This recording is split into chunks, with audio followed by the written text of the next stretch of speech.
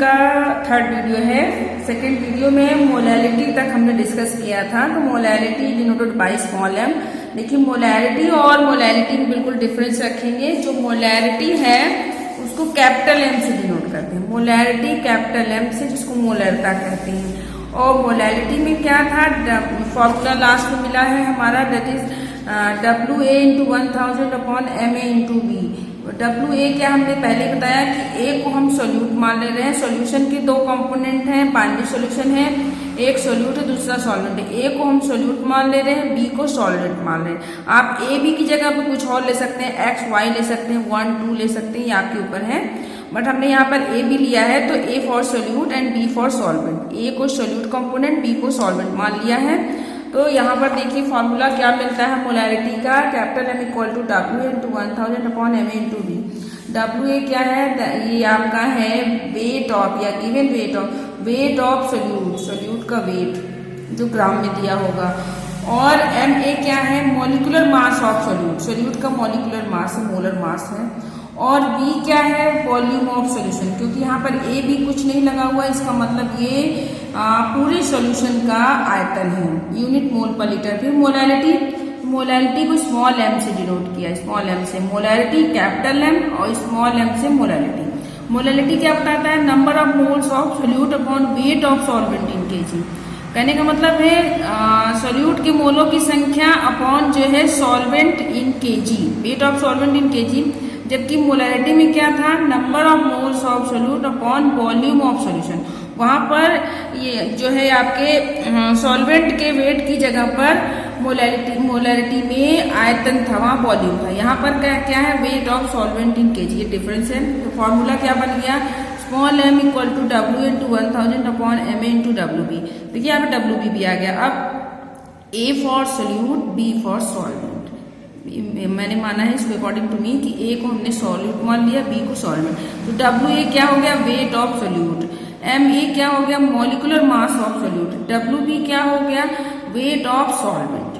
जो भी दिया होगा ग्राम में वो सॉल्वेंट का वेट हो गया। तो ये फॉर्मूला, यूनिट क्या बन गया, मोल पर kg। अब हमें नेक्स्ट पढ़ना है कंसंट्रेशन निकालने का। नेक्स्ट मेथड क्या है, दैट इज नॉर्मेलिटी। नेक्स्ट है नॉर्मेलिटी। और सभी के फॉर्मूले याद रखने हैं क्योंकि सब पे न्यूमेरिकल आपको इस पे न्यूमेरिकल सॉल्व करना, एग्जाम में भी न्यूमेरिकल ही आते हैं। नॉर्मेलिटी इसको किससे डिनोट करते हैं, डिनोटेड बाई या रिप्रेजेंटेड बाई कैपिटल N, इसको स्मॉल n से डिनोट करते हैं, स्मॉल n से डिनोट किया जाता है। तो नॉर्मेलिटी इक्वल टू क्या होगा, लिखेंगे normality equal to number of gram equivalent, number of gram equivalent of solute, number of gram equivalent of solute upon volume of solution in litre, volume of solution in litre.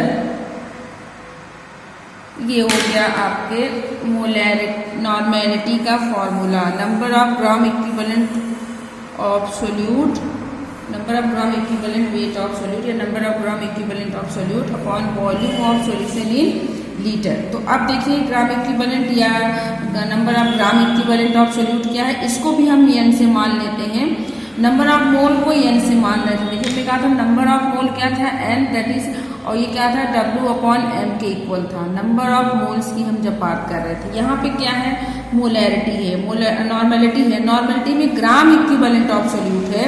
तो ग्राम equivalent of solute क्या होता है, gram equivalent weight of solute के बराबर क्या होता है। देखिए यहाँ पर number of gram equivalent,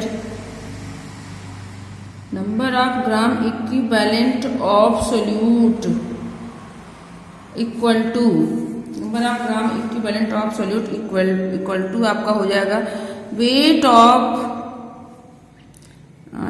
of solute, जो कि ग्राम में होगा, weight of solute upon equivalent weight of solute या equivalent mass of solute, equivalent weight of solute. तो जब मोलैरिटी होगी या मोल्स होंगे, मोल्स होगा तो molar mass, molecular mass, moles होंगे तो मॉलिक्यूलर मास। कहने का मतलब यदि मोलैरिटी है और आपका मोलैरिटी निकालना है तो वहाँ पर मॉलिक्यूलर मास की आवश्यकता है, लेकिन नॉर्मेलिटी है तो वहाँ पर इक्विवेलेंट वेट निकालना है हमें, इक्विवेलेंट वेट यहाँ पर। अब हम देखेंगे कि इक्विवेलेंट वेट क्या होता है, लेकिन पहले फॉर्मूले को कन्वर्ट कर लें तो आपका क्या मिल जाएगा, नॉर्मेलिटी एन से डिनोट करते हैं, N equal to weight of solute का मतलब हो गया WA इंटू, अगर लीटर में दिया तो ml में कन्वर्ट करेंगे 1000। इक्विवेलेंट वेट को रिप्रेजेंट करते हैं E से, equivalent weight represented by E, और किसका है, सोल्यूट का, तो सिर्फ E लिख देंगे तब भी कोई प्रॉब्लम नहीं। WA into 1000 upon E into V, तो ये फाइनल इक्वेशन हो गया फॉर नॉर्मेलिटी, नॉर्मेलिटी के लिए।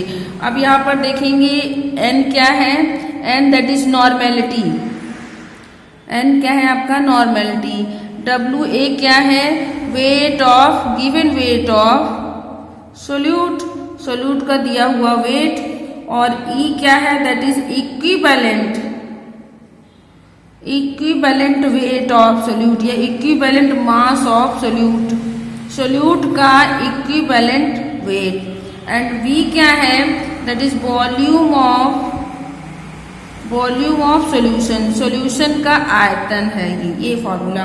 अब इसकी यूनिट क्या हो जाएगी, यूनिट हो जाएगा gram equivalent, gram equivalent, gram equivalent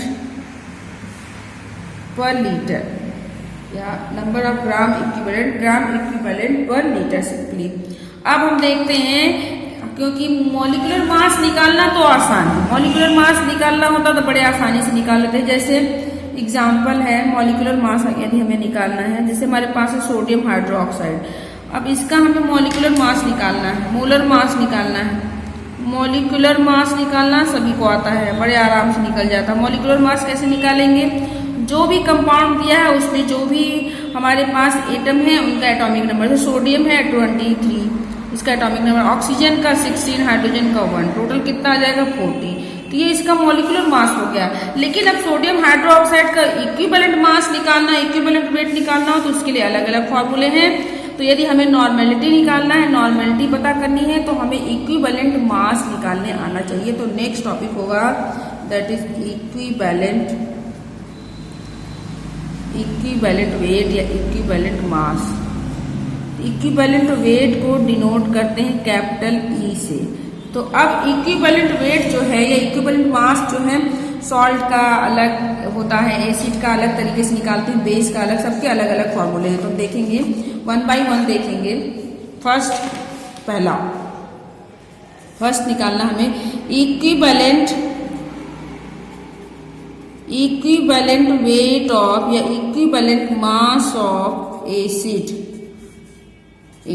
acid का इक्विवेलेंट मास निकालना। हमने कहा कि इक्विवेलेंट वेट को E से डिनोट करते हैं, हम यहाँ मान ले रहे हैं equivalent for E and acid के लिए A मान ले रहे हैं, तो यहाँ मान ले रहे हैं EA, अपनी तरफ से इसको हमने डिनोट कर दिया EA से। तो EA बराबर, कहने का मतलब इक्विवेलेंट वेट ऑफ एसिड क्या हो जाएगा, equivalent weight of acid simply तो क्या हो जाएगा, मॉलिक्यूलर मास या molar mass, molecular mass of acid upon basicity. Basicity किसे कहते हैं, बेसिसिटी अपॉन बेसिसिटी क्या होता है, नंबर ऑफ, इसी को बेसिसिटी को यहीं डिफाइन करते हैं, number of replaceable hydrogen ion H+ ion. कहने का मतलब ये है कि विस्थापित होने वाले हाइड्रोजन आयनों की संख्या। तो सिंपल सा है, इक्विवेलेंट वेट ऑफ एसिड का इक्विवेलेंट वेट निकालना हो तो मॉलिक्यूलर मास जो होगा एसिड का, उसको हम हाइड्रोजन आयन की संख्या से डिवाइड कर देंगे। जैसे हम इसको एग्जाम्पल, यहीं पर हम एक एग्जाम्पल लेते जाएंगे। इसका एग्जाम्पल लिया, जैसे हमने ले लिया H2SO4, ये हमारा एसिड है। अब इसका हमें इक्विवेलेंट वेट निकालना है, इसका हमें क्या फाइंड आउट करना है, एसिड है, इक्विवेलेंट वेट फाइंड आउट करना है। तो EA बराबर क्या हो जाएगा, मॉलिक्यूलर मास ऑफ एसिड।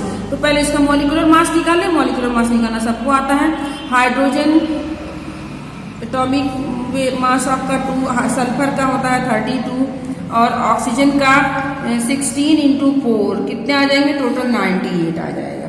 अब एक मॉलिक्यूलर मास कितना आ गया, 98 अपॉन कितने हाइड्रोजन दिखाई दे रहे हैं, 2। यहाँ पर कितने हाइड्रोजन दिखाई दे रहे हैं, 2 रिप्लेसेबल हाइड्रोजन आए हैं, जिसको डिवाइड कर देंगे 2 से। डिवाइड करने के बाद जो भी आएगा दैट इज 49, ये आ गया। ये क्या हो गया, ये हो गया इस H2SO4 का इक्विवेलेंट वेट। इसी तरीके से जैसे हम एक और एग्जांपल लेते हैं, जैसे हमने ले लिया HCl, ये Cl का इक्विवेलेंट मास निकालना है तो कैसे निकालेंगे, देखिए EA इक्वल टू HCl का मॉलिक्यूलर मास क्या हो जाएगा, हाइड्रोजन का 1, क्लोरीन का 35.5, तो टोटल कितना हो गया 36.5। ये हम एटॉमिक वेट लिख रहे हैं, एटॉमिक मास लिख रहे हैं, इसको ऐड कर दिया है तो ये मॉलिक्यूलर मास हो गया 36.5।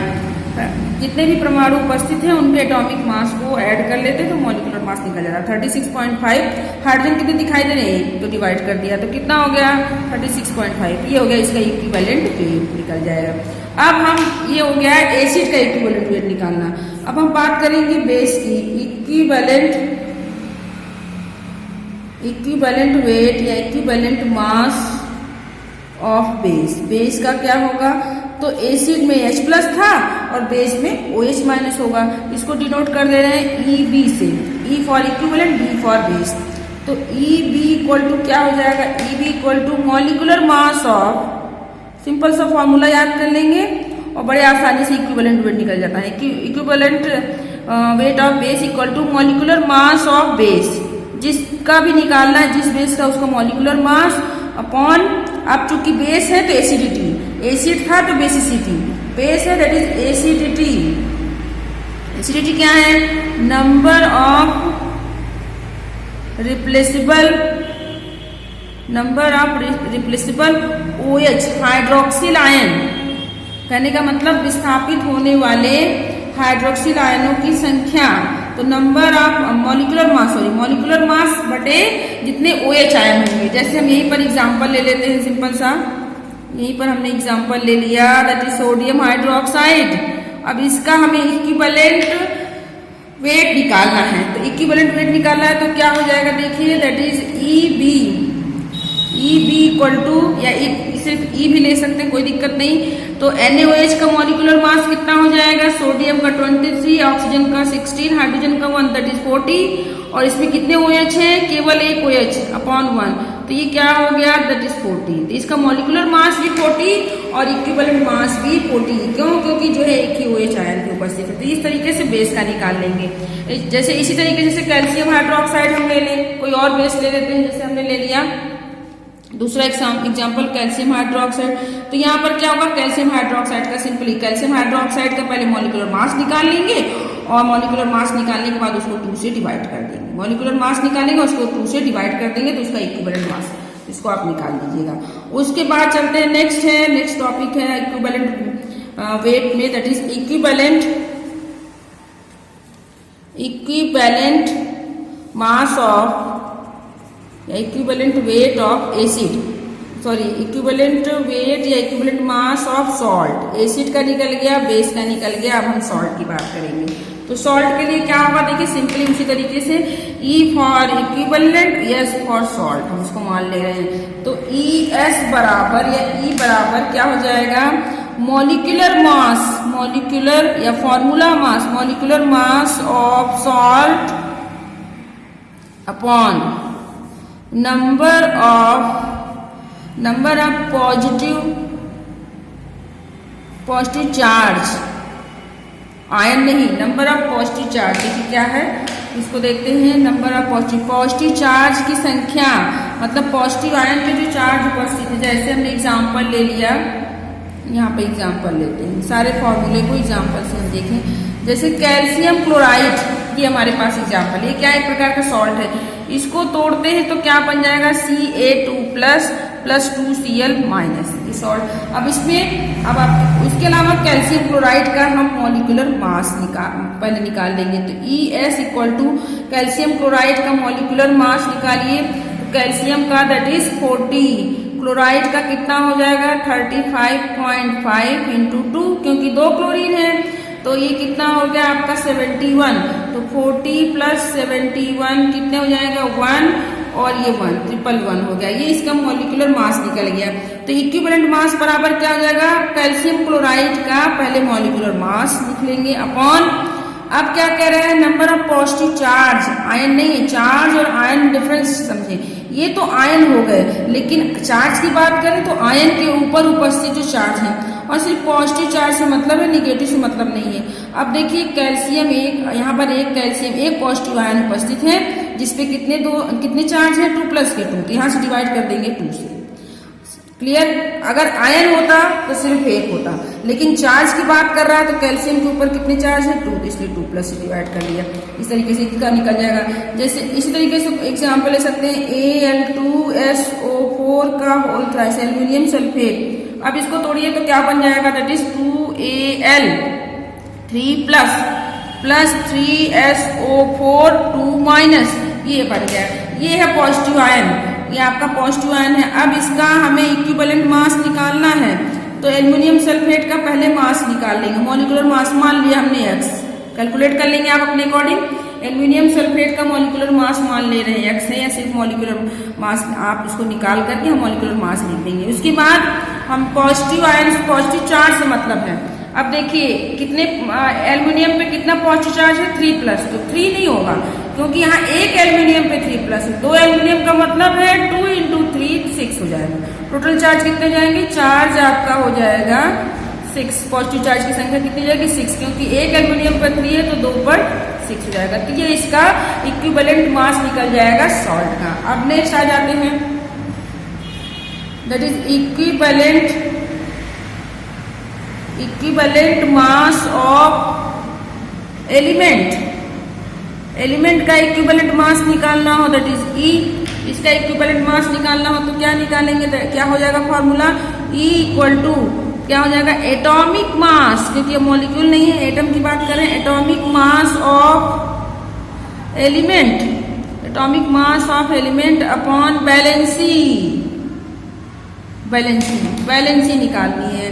कहने का मतलब यदि एलिमेंट का एटॉमिक इक्विवेलेंट मास निकालना हो तो सिंपली क्या करेंगे, उसके एटॉमिक मास को बैलेंसी से डिवाइड कर देंगे। जैसे एग्जांपल है हमारे पास, जैसे हमने ले लिया nitrogen.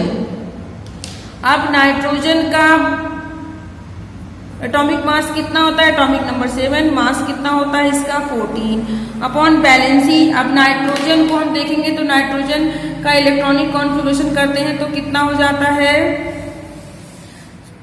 2 5। Outer most balance shell में कितने इलेक्ट्रॉन है 5 है, तो 5 है, इसका मतलब इसकी बैलेंसी कितनी हो जाएगी 3 हो जाएगी। बैलेंसी कितनी हो गई 3, क्योंकि 5 है, इसको अपना ऑक्टेट कंप्लीट करने के लिए कितना इलेक्ट्रॉन चाहिए 3 चाहिए, तो बैलेंसी 3। तो एटॉमिक वेट से बैलेंसी को डिवाइड कर देंगे तो हमें एलिमेंट का जो है इक्विवेलेंट मास निकल जाता है। तो ये हो गया इक्विवेलेंट मास निकालना। अब एक और बच गया इक्विवेलेंट मास ऑफ ऑक्सीडाइजिंग और reducing agent. Equivalent mass of oxidising और रिड्यूसिंग एजेंट, तो ये कैसे निकलेगा देखिए, यहाँ पे निकालना है इक्विवेलेंट मास ऑफ ऑक्सीडाइजिंग या रिड्यूसिंग एजेंट। तो E बराबर इक्विवेलेंट मास बराबर ये आपका क्या हो जाएगा, मोलिकुलर मास ऑफ ऑक्सीडाइजिंग और रिड्यूसिंग एजेंट, ऑक्सीडाइजिंग और reducing agent upon number of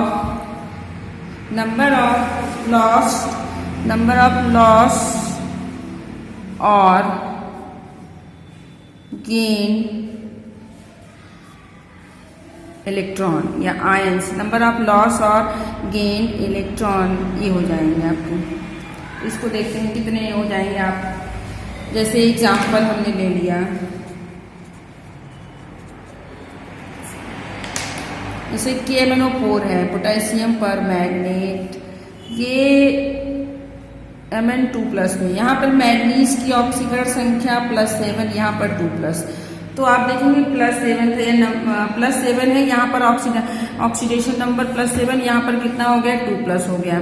तो कितने का डिफरेंस आ रहा है, चूंकि यहाँ पर +7 था, यहाँ पर 2+ था, तो यहाँ पर ज़्यादा है, यहाँ पर कम है। तो यहाँ पर कहने का मतलब है कि ये जो है इलेक्ट्रॉन निकाल रहा है या इलेक्ट्रॉन ले रहा है। सिंपल सा मतलब ये है कि यहाँ पर इलेक्ट्रॉन, यहाँ पर जो है ऑक्सीकरण संख्या ज़्यादा है, यहाँ पर ऑक्सीकरण संख्या कम है। और जब ऑक्सीकरण संख्या कम होती है तो रिडक्शन होता है। तो इसका मतलब है कि रिडक्शन होने का मतलब ये हो कि इलेक्ट्रॉन जो है गेन कर रहा है। कितने का डिफरेंस आ रहा है, दोनों में +5 का आ रहा है।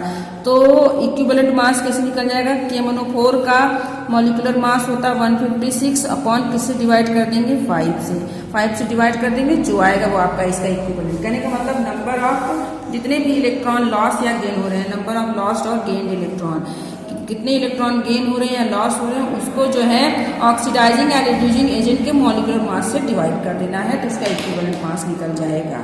ये हो गया। उसके बाद आ जाता है इक्विवेलेंट मास। इस तरीके से हम निकाल लेंगे सारे के इक्विवेलेंट मास किस तरीके से निकलते हैं। आपने देखा एसिड है, बेस है और सॉल्ट है, एलिमेंट है, इन सब के किस तरीके से इक्विवेलेंट मास निकालते हैं। हमने सबके इक्विवेलेंट मास निकालना देख लिया। अब जब इक्विवेलेंट मास निकल जाएंगे तो नॉर्मेलिटी निकालना आसान है। क्यों? क्योंकि मॉलिक्यूलर मास तो हमें निकालने आता है, इक्विवेलेंट मास नहीं पता था, तो हमने यहाँ पर इक्विवेलेंट मास भी देख लिया कि इक्विवेलेंट मास किस तरीके से निकलता है। एक रह जाता है that is equivalent mass of ion. Ions की इक्विवेलेंट मास कैसे निकालेंगे, तो E = क्या हो जाएगा, दैट इज मॉलिक्यूलर